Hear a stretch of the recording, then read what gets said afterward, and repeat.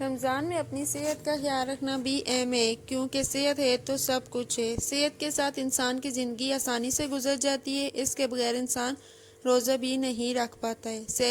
سحری میں دودھ اور دہی کا استعمال لازمی کریں۔ ساگودانے کی کھیر کا استعمال سحری میں کریں تاکہ بیماریوں سے بچ سکیں۔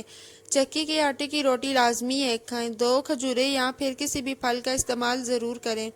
مکھن یا ملائی روٹی پر لگا کر براؤن بریڈ پر لگا کر کھائیں۔ پراٹھا کھائیں مگر اس کے ساتھ انجیر کی چائے کا استعمال کریں۔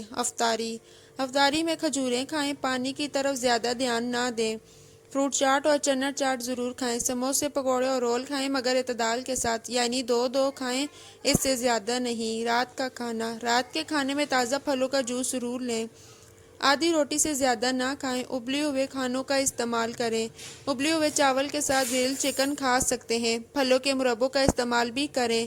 گرین ٹی سے بہتر ہے رمضان میں انجیر کی چائے بنا کر پئیں، لیکن اس میں آئس کیوبز ضرور ڈالیں۔